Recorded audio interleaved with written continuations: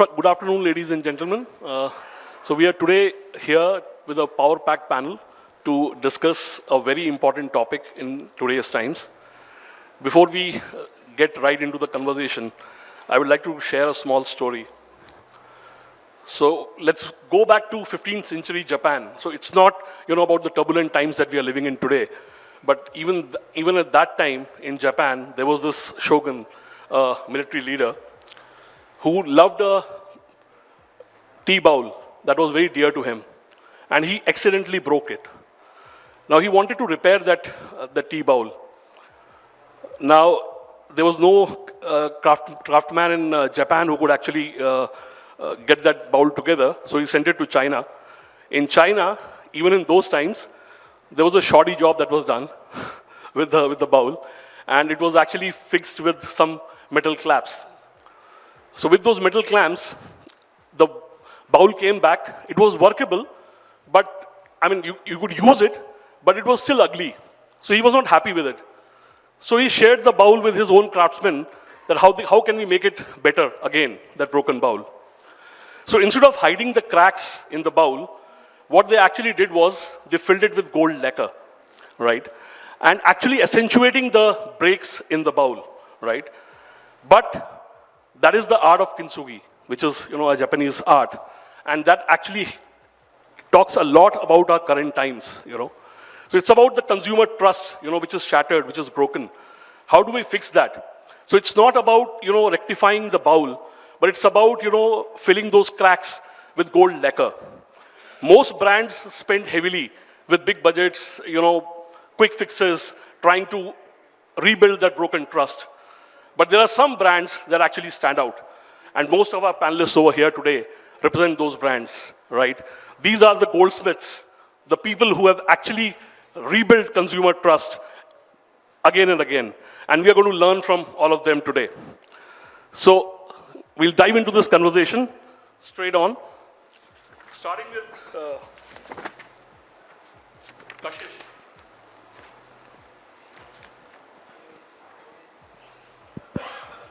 So you deal in the raw material of trust, both gold and silver. In fragile times, people flock to these assets. Why should consumers trust a brand for a commodity they can buy from the local smith?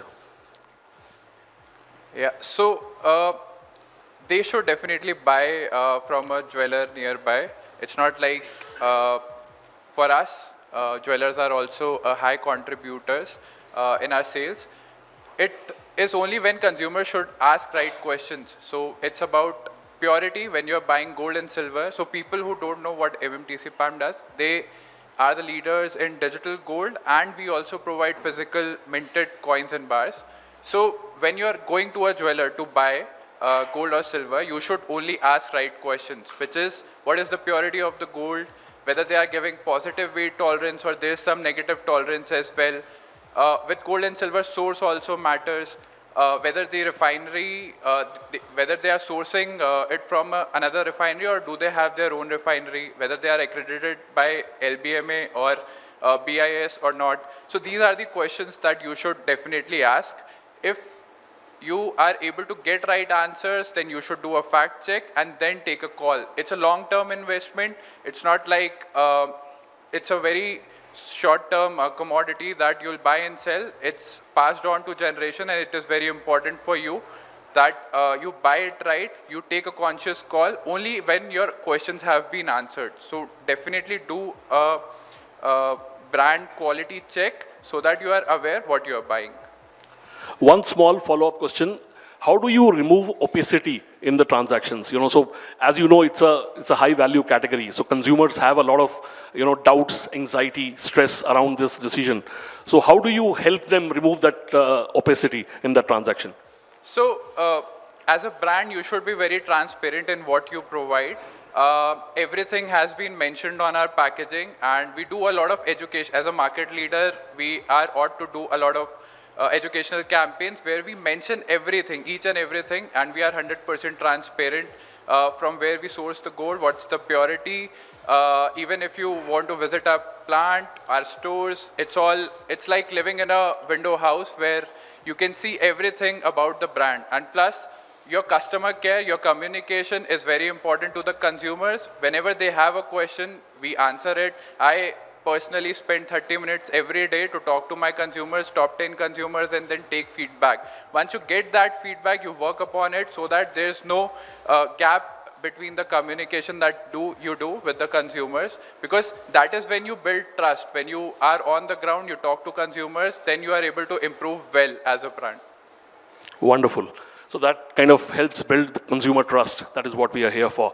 So moving on to Gaurav. So Gaurav heads marketing for ID Foods, which is a case study in itself.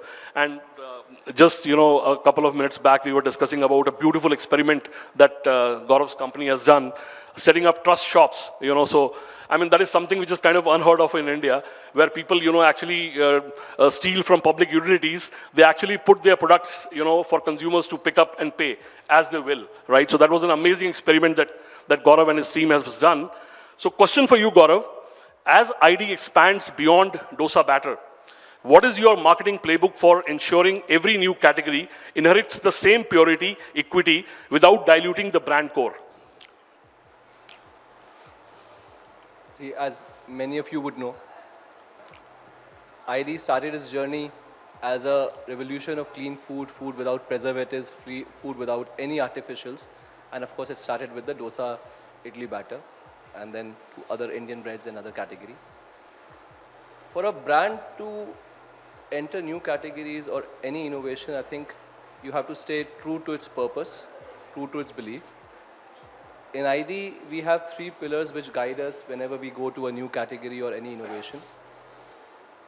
One is our products are rooted in tradition, whether it is a Malabar paratha or the idli or dosa or filter coffee. One of the role ID plays is connect consumers with the rich culinary heritage of India, enables someone sitting in Lucknow to sip a filter coffee or someone sitting in Kerala to have a Puran Poli. So we try to stay true that we bring to your table, to the consumer's table, products which are rooted in tradition. The second important aspect is what differentiates us. Our products are fueled by innovation, and innovation across every element. I'll take one example. He mentioned that ID is a case study by itself. One of the important ID innovation, or one of the landmark ID innovation, was covered in the Harvard Business Case study, was on the vada batter. The product, the humble vada batter, is available, could be made at home, but the biggest pain point of consumers is you can't make a round vada with the right hole inside. Yes. It took us ID a lot of back and fro, a lot of trials, and a couple of years to crack the packaging, which enables even a first-time cook to get the right vada. So innovation could be in product. ID prides itself in innovation in packaging as well. So the products have to be fueled by innovation.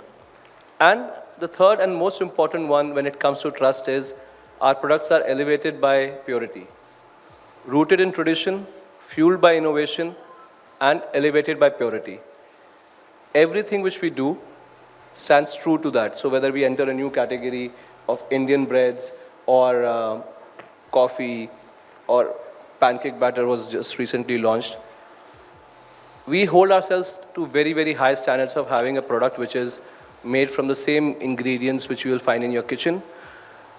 Nothing hidden, everything is transparent in the packaging, nothing hidden, no artificials. And that is, in Yuvraj's term, the teapot which we've been holding without the cracks. Yeah. So that is something which you need to hold. And it is an immense trust and responsibility to stay true to that. And whenever we have, or we always stay true to these 3 pillars of innovation or entering any category. When you're doing that, you don't need to worry about any innovation or new category diluting the brand core. It only builds. India has very rich culinary heritage. There are lots of categories where consumers are looking at clean label products, products which are honest, which are authentic, made without preservatives. And there are many categories we'll go with these 3 principles. And I think it will only add to the trust which ID has earned and the love ID has earned from its consumer over the years. Wonderful. Thank you. Let's move on to Vineet for the next question.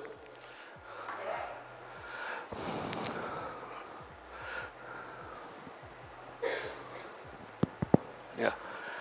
So Vineet, your category is a very interesting category, and I think trust plays a very important role in this entire category of insurance. Normally, insurance is typically a grudge purchase, so you don't really want to put money into it, but you have to because, you want to be safe. So the question for you is, how do you shift the narrative from fear and uncertainty to life empowerment and partnership with the consumer? You're right. As a category, insurance probably is, the most complex of all, and I don't think a lot of consumers really understand, even if they're looking at what insurance to buy. Plus, added the long gestation time when you actually want to buy, and by the time you actually have an insurance, because it's not something that you can just buy off the shelf. It's about an individual's health and all that stuff. See, there are multiple things that that we are looking at doing, specifically for a reason, because when you buy and by the time you need, it's a long time. And when you need, if a brand is not there for you, then you actually, actually it's that point of time when you realize that product that you bought is possibly not the right product also. Right. Because what you were told, what you were sold, what you bought, and it is all due to primarily because people don't really understand it, the complexity of the products. We're trying to simplify, we're trying to sort of, and I think especially for the coming generations, if you look at it, people are not afraid of insurance. People don't want these outdated narratives about the products, that's going to do A, B, C, and we've always been in our posturing to consumers, not giving them a gloom picture. If you really look at what is our purpose, the purpose that a brand has is with you today for a better tomorrow. It's always been about the positive sides. A consumer is never going to save money, say, for example, that after 20 years, I might fall sick, or I might have to go through ABC, so I'm going to shift this 1 crore corpus into, they're going to save the money for probably holidays, buying property, buying a car, enjoying everything else, right? At this point of time, our entire narrative about, the category is about building healthy habits. Right. Now that's something very different from our regular insurance. We have products which basically incentivize the consumer to live healthy. Now, for example, there's something which is in the pipeline which basically says that if you're going to walk 10,000 steps on a daily basis, your sum assured is going to multiply in a couple of years. Right. Nobody does that. So this incentivizes the consumers to say, if I do it, obviously I give you a smart watch and a tracker and all that to do it. If I do these things, my premiums will not go up, but my sum assured will go up. So brand is being sort of, in my space of telling me that live healthy and I will incentivize you. Right. Right, so that's a part. The other part, like I said, pillars of healthy living, you have something like physical fitness, mental well-being, you have right diet planning and all that. That's something that we are giving consumers with our term products, which is clearly to show them that we will incentivize you and we want you to live healthier lifestyle, and these are probably, all the nudges that you will get from a brand like us to ensure that, you go through all this. We don't want, the last thing that somebody wants is that something happens to, somebody in the family, and then tomorrow you have to run around and insurance partner is not there to service you. That's something that we will do because we will make our products transparent. But the fact is that can I also incentivize you to live a healthier lifestyle so you really don't have to go through that? That narrative is something that the new generation is also looking at, because they want something which they can touch, feel, understand, which talks to them, which is a point where they believe that this brand is actually helping me do what I want to achieve. Right. One small follow-up question to this was that how does Aviva stay relevant in a customer's life before a claim is ever made? Okay, good. So I'll just sort of give you, like I said, this particular product that I was mentioning about. Now trust, only I buy a paper product, I keep it in my house for 10 years, I need it, and I go to a place and I find that, I've been told that for whatever reasons it's been rejected. Right? So for 10 years I've believed in a brand, I have continued to pay the brand because I know whatever I have. Now, whether I bought it right or wrong is something that I only discover after 10 years when I actually go in and cash it, right? So we are in the pipeline of innovating products, and everything I'm talking about is around the product only, because that's the core of what a consumer is looking at. A product which basically says that, and which is across the biggest pain point that anybody in this room can have, critical illness. Because I think it's only critical illnesses which basically, drain everybody of all their resources, which is whether it's heart or any of other things like cancer and all that stuff. You have a premium, you pay that, and at any point of time, there is a diagnosis.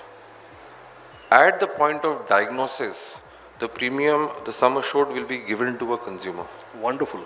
Right? At the point of diagnosis, no questions asked. It's not like hotel bill is, hospital bill has to be paid, the following rejections will happen. When the first diagnosis happen, the claims will be given to a consumer back so that he can go ahead and do it. But yes, obviously, you have to be fit right now, so which means that healthy habits have to come in. There is a strong underwriting process because, you'll have to go through multiple tests to find out that there is nothing which is currently there. But these are the sort of innovative products that we are getting, and I think you will see a slew of those being launched in a couple of months from now. Oh, wonderful. So let's move on to a very interesting category, Lavani, Mastercard. So priceless is another word for Mastercard. I mean, that really speaks to the consumers. Everybody knows, the brand that you have built, a strong brand. But then, today we have a lot of concern regarding data, personalization, over-personalization, hyper-personalization is what we are talking about. So looking at that as a background, how do you ensure empathy when customers fear being reduced to just another data point? Thank you for the question and for having me here, Yuvraj. It's delighted to be here at the Pitch Brand Talk conference and being part of this panel, so thank you. I think, we are operating at a time of perma-crisis, I think, right now, with economic uncertainty, digital overload, constant flow of information.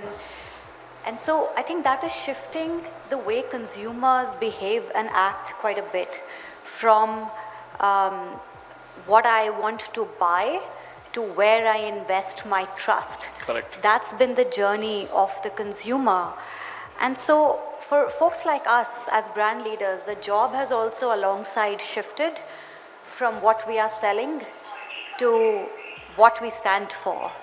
And I think that is where the sweet spot sort of lies in building empathy. At Mastercard, empathy, trust, this is not a communication idea, but actually the fundamental proposition of what we stand for, which is safe, secure, reliable transactions.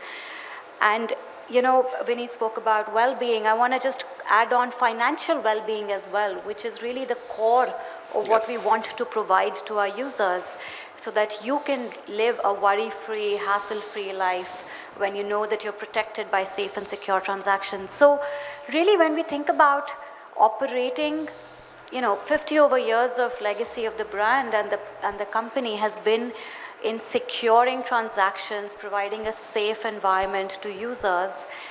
The communication job actually is a leap off the product, right? Yes. And so for us, what that means today is when we talk to consumers, infusing empathy in communication, in choice of ambassadors, and the choices we make, those actually kind of come naturally. The fundamental remains, are we doing right by the user? Is the promise really heard? And that translates into things like, empowering digital participation for everyone beyond the urban tier 1 users, protecting users from fraud and any kind of malpractices. And then overall, I think just supporting the economic growth of society and the economy. I think when we operate from a principled position like that, the communication job becomes an extension of our product proposition. That is what we do. So to your question on trust and empathy, for me, actually, that is why we exist. That is who we are. It is making sure that we stand for their financial well-being. And it's not so much about infusing empathy, but really operating with an element of, you know, we're happy to play a part in the vision of Viksit Bharat. And I think we doing right by the user means just making sure that we are empathetic towards them. So it's not a communication idea as much, Yuvraj, but it is the fundamental product core proposition and a 50+ year legacy that we operate on. Wonderful. We were just discussing about this new innovation that you're coming out with shortly. You'd like to tell the people, the audience, something about it? You know what? Well, I can't talk about it. We're launching it next week entirely. But I think the premise is in evolving alongside the user. So at the end of the day, you know, your payment behaviors have changed from cash to cashless today, and within cashless, like, of course, the UPI wave has converted exactly how we operate. Many of you probably leave your wallets behind, and if you do by mistake, it is not a worrying thought anymore because you almost always have your phone on you, and you know that you can always make a payment. And our approach to ride on that wave and ensuring that people are able to leverage their devices. So form factors could be phone or your watch or any kind of tech device, but I think evolving with the times and consumer habits, making sure that we make the product as simple, seamless, intuitive to use is what we're doing. So next week we're breaking something which will hopefully tell you how you can use your Mastercard on your mobile. Wonderful. And use it very, very seamlessly. That's awesome. Okay, moving on to Tabrez. The next question is to you. So today, trust today is digital. You know, we are living in a digital world, as we call it, but the data is deeply personal, and there are so many questions around privacy and, you know, how we are actually treating data, how are brands looking at data. So the question to you is, where is the line between helpful personalization of data and invasive targeting? Great question. I think Mastercard gave the example of trust in the payment, right? Well, see, digital world is all about privacy now. So we have, yesterday only we have DPDP which has come out. We've been talking about it, but hardly anything been done into the digital world so far. I mean, I must admit that, being into the industry for almost 2 decades now. Well, I feel personalization is more of a feeling being earned rather than extract, right?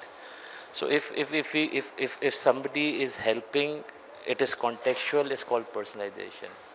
But if I feel that, you know, I've been watched, I've been stalked, right, that is over personalization. And that's the mistake we are making. It's almost like a toddler who's seen somebody clapping and he claps 40 times, which means, you know, we have seen one click, a browser or a mobile app, somebody searching for a diaper, we realize it's a mother or father who's searching for it. Probably it could be a gifter, right? So we don't know the background that, you know, what is the personalization we need, because we act on that signal and we start stalking onto the people. So the time, you know, we understand that the personalization should be a value rather than is something which is, you know, who informed you about this, right? That is what data is, right? So I think it is very important that, you know, we all understand the background behind the clicks, behind the, you know, the search. Once we have that information, you can suggest the right thing. It's almost like a friend who knows that, you know, you love chocolate, right? So he's trying to gift you a chocolate, but not looking into your fridge that what you ate last night, right? So I think this is the whole difference. And data is something which is on a privacy way, since we're talking about DPDPs and all. Privacy is a key out here. Without knowing the personal identifier, if you're able to sort of marry the data together, like you give an example, the Japanese bowl, right? I mean, we as a platform, we are like those, you know, vendors who put a gold line in between the broken, you know, bowl. Right. That, you know, we try to, you know, patch your first-party data with the third-party data so that it becomes a beautiful product for you, right? So this is what I have to say. Okay, wonderful. So a follow-up question to you. How can brands use data not just to target, but to genuinely assist the consumer? Well, there's lot of things which are possible, right? We totally rely on, like I said, first-party data, and we feel that we know everything about the customer. Like I said, I gave an example for diaper. Since we don't know who's behind the clicks, right? Data, if we feel that first-party data has all the understanding, but they don't have any 360-degree view of the customers. So by marrying the data with multiple partners, if you're able to build the entire persona of the users, it is going to help you a lot. Me and Gaurav were just talking, right? Before anybody comes to buy ID Foods, right, and product, and if he's aware that this guy loves South Indian products a lot, right, through certain deterministic signals, he'll be able to suggest a better product to them, right? So this is how the data is going to solve the problem, but not that it should not be that it's like students sitting in one classroom doing their homework, but at the same time nobody is allowed to take the notebook out, right? So it has to be in a very privacy way. Wonderful. So coming to Prateek, last but not the least, he is full of stories. So Prateek, interesting stuff that you do there. We are seeing a clear shift where people trust people more than logos or brands. As brands try to build resilience, are influencers becoming the new trust bridge between brands and consumers? I like this panel a lot. Somebody mentioned dosa, vada. They spoke about gold. Gold is the best place to invest. He spoke about fitness. When it comes to brands and how people trust them, one is obviously the product at the end of the day, as Lavani mentioned. It seamlessly comes out of the brand. The trust always happens to stay over there. If once you go to the brand and your trust is broken, you would probably never go back to the brand. So how many ever interventions you try, whatever mediums you try, the trust resilience will always come from the brand. Obviously, human touch, human intervention, as you're calling them influencers, opinion leaders, whatever you want to call them, has started to play a major role in the last decade. Almost every single brand sitting over here or individuals representing brand in the audience has used influencers across platforms to talk about their brands. However, brands need to be careful as to how they use influences across when they are looking at building trust. One of the most important things is that that individual should be a user of your product. So I think a lot of sectors have done well. Fashion has done well in that particular categorization, where they have used their users and those users as influencers, and that's when people start trusting that this person is using this particular cosmetic or wearing this particular outfit. It becomes more challenging for brands. Like it could be easily done, I think, in the case of ID, because the product is such that if an individual loves it, can go on to talk about it. It's an everyday usage product. But it becomes a little difficult in case of sectors like insurance. You called it a grudge buy. I call it once or twice in a lifetime buy, when you probably buy one insurance in a decade, or a couple of insurance maybe in a decade. So it becomes difficult for such brands to have influencers. It cannot be just go to the market and ask everyone to talk about you. It should also represent, that individual should also represent what the brand values are. So if the brand, the person is into fitness, talks about running 7 kilometers, walking 10,000 steps a day, and talks about how he manages health parameters, doesn't skips sugar once in a while, eats more protein, eats more multivitamins, fits perfectly for a brand like Aviva. So it completely depends on how you choose those individuals or influencers to talk about yourself. Okay, so let's switch over to a jump ball session, where I'll post a question and anyone can take it up. Depending upon your interest in that question. So we've talked about the brands, we've talked about the trust and the values that we are talking about consumers, but then trust is much more and much bigger beyond that. How does your brand, your individual brands, live its values internally with employees, partners, agencies, and stakeholders? Anybody? Anybody can take this up. I'll probably go. See, trust to me, the cornerstone of trust is authenticity. For any organization to build trust with the consumer, first you need to be authentic with your stakeholders, whether it's your employees, whether it's your distributor partners, whether it's your larger stakeholders. A brand which lives with authenticity inside out, it's very evident in these days. Yes. It shines out. There's a aura around a brand which, which lives its value inside and outside. And more consumers are becoming more perceptible to understanding when the brands are speaking to them and when the brands are involving the consumer, making it more transparent for them to see what is inside, not only on the products, but inside the culture, inside the way they treat their stakeholders. So I think it's paramount to do that.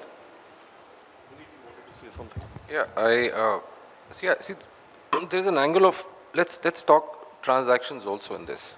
And I think it's extremely important when we're talking about partners that this angle comes in. We've got into something which is known as staggered commissions. And the reason we've got into those things is because as a category, financial services, sort of incentivizes you on the first purchase. And then they just sort of leave you till the time you don't get a new consumer, right? And then you get another incentive. What we started doing is that if a partner, and I think the other reason also I want to mention this is because a particular word in the category plays an important role, I think more so in more of the service industry, which is known as persistency. That how many years does a consumer stay with you, and continues to sort of pay you. What we started doing is we started now looking at staggered margins, so which means that I will incentivize the partner who gets a business to remain invested with the same consumer for the next 20 years, and I'll continue to pay him for 20 years if the customer is still with me. So, there is absolutely no chance of a mis-selling happening when you know that you have to continue servicing a consumer for 20 years and if there's something going to happen. This is something that we started looking at, to sort of ensure that whether it is the consumer, whether it is the intermediate in between, there is complete transparency and both of them continue to sort of work with each other for the longest period of time. Okay. You wanted to add something, Lavani?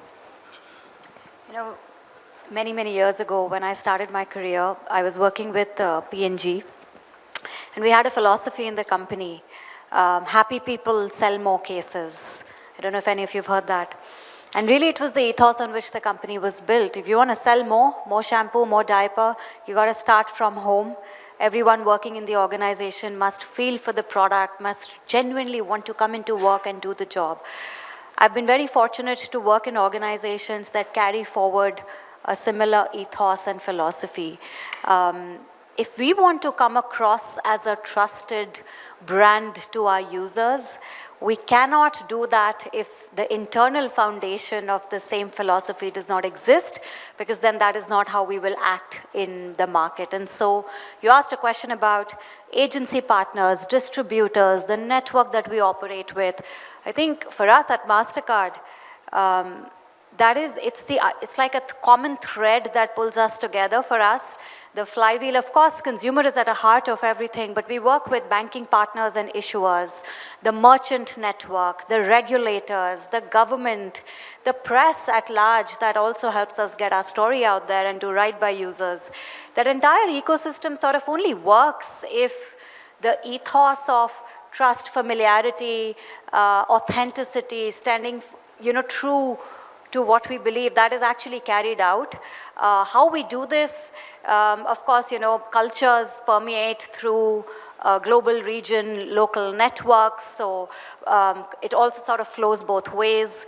We're a global organization with a footprint in several countries, so having a common code, having a common language, internal policies, that helps, of course, but culture is also what we carry. So as long as I think we see that, I see this as Mastercard quite a bit, we're truly passionate for what we are doing. We are almost obsessed with the brand and the product, and that shows in the way we go to market. Wonderful.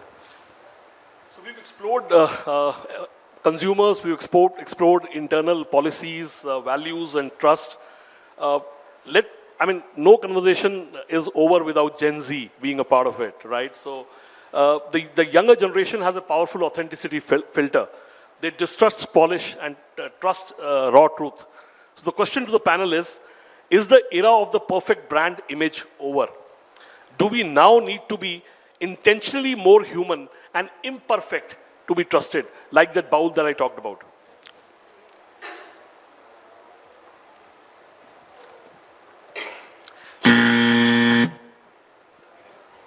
Hello. So coming to Gen Z, I mean, I think by 2028, almost 40% of the voters who will go in 2029 general elections would be the Gen Z category, is what I read a few days back. So obviously it also applies to all the brands, and almost every brand has a strategy for Gen Z.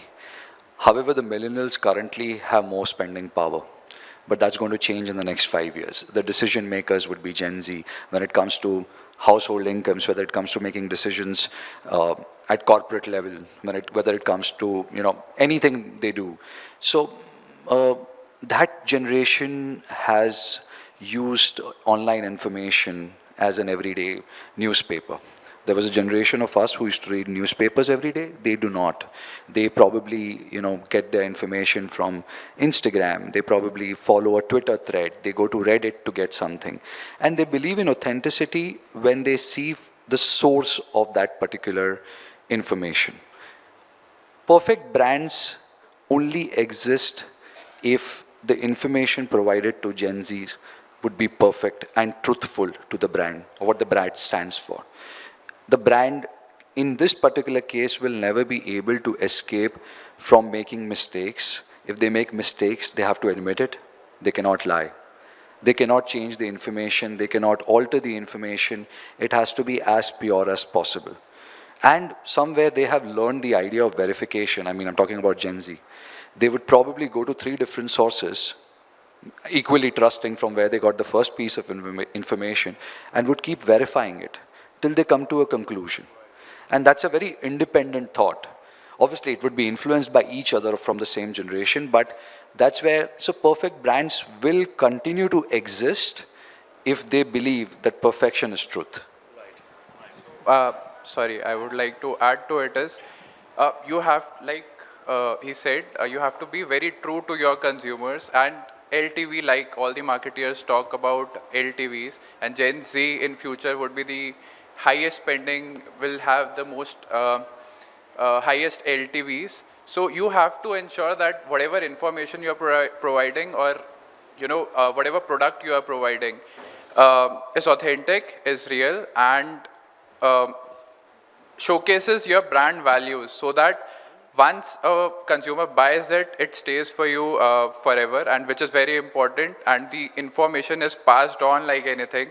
So always ensure that you are true to your customer. And customer service, it's not about just selling the product, it's about any questions that a consumer has, you have to answer them rightfully. If it's an apology, you apologize. If not, then you cater to that consumer for life. We'll just have a quick rapid fire, just a couple of minutes. Yeah? Okay. So